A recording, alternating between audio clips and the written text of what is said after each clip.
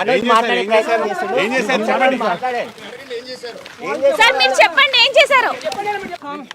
నమస్కారం. నేను ఆస్తి కోసమో డబ్బు కోసమో ఈ పోరాటం చేయట్లేదు. ఎందుకంటే ఇది పోరాటం కూడా కాదు, ఇది ఆత్మగౌరవానికి సంబంధించింది, నా భార్య పిల్లల సేఫ్టీకి సంబంధించింది. ఇది నాతో ఒక మగాడిగా నాతో డైరెక్ట్గా వచ్చి నాతో ఏం చేసినా పర్వాలేదు.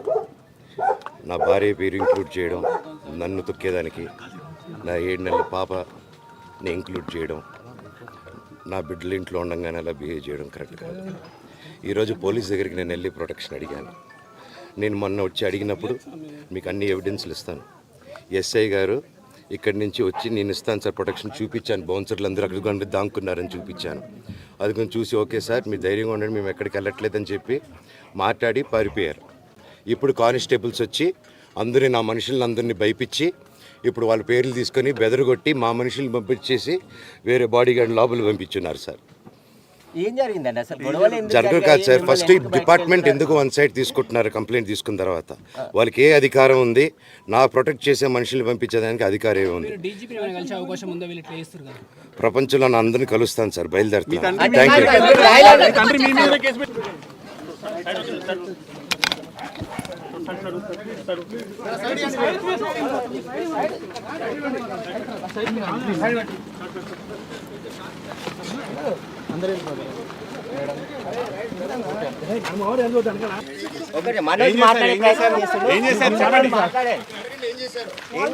చెప్పండి ఏం చేశారు? చెప్పండి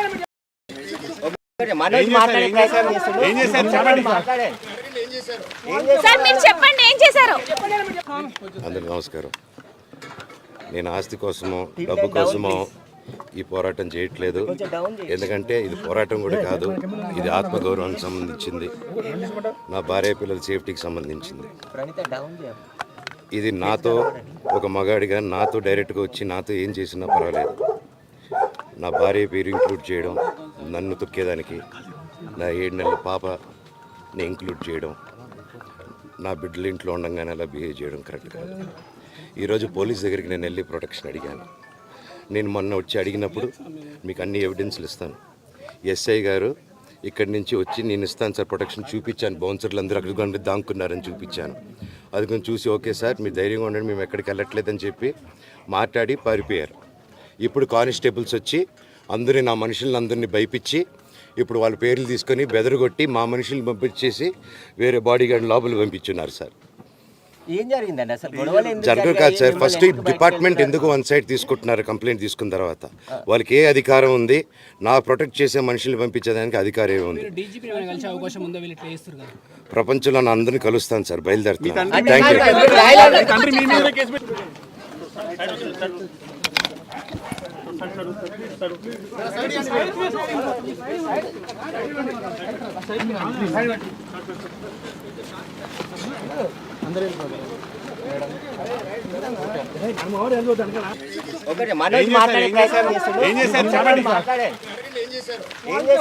చెప్పండి ఏం చేశారు? చెప్పండి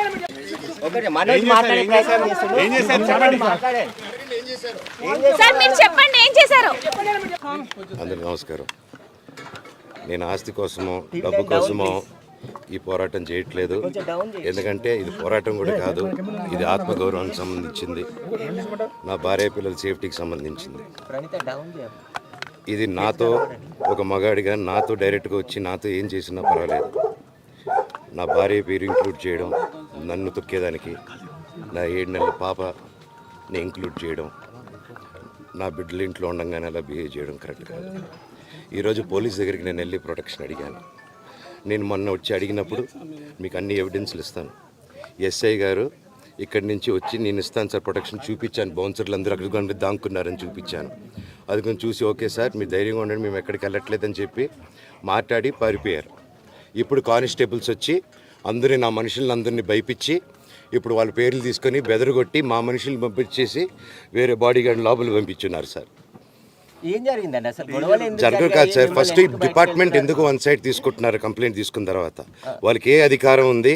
నా ప్రొటెక్ట్ చేసే మనుషులు పంపించేదానికి అధికారం ఏముంది? ప్రపంచంలో నా అందరినీ కలుస్తాను సార్, బయలుదేరుతాను. Thank you.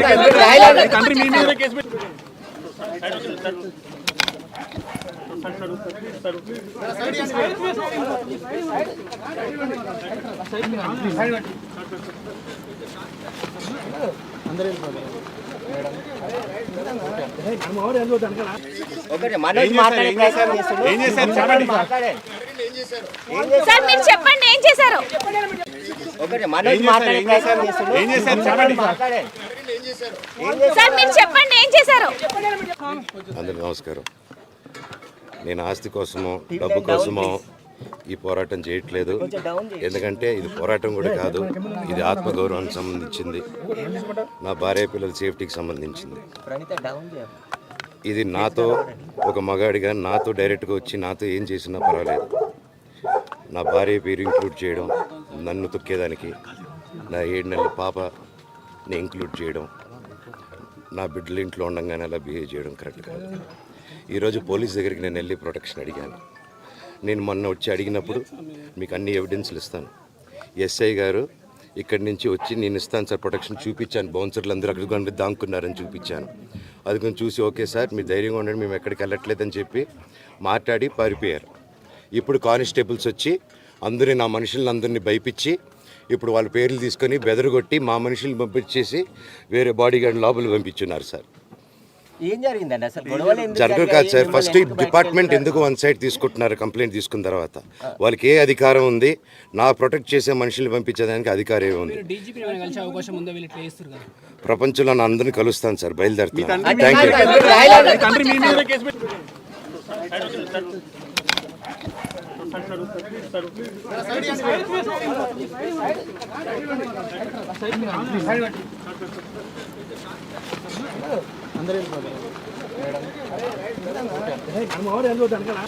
ఒకటి మనోజ్ మాట్లాడే ప్రయత్నం చేస్తుండు. ఏం చేశారు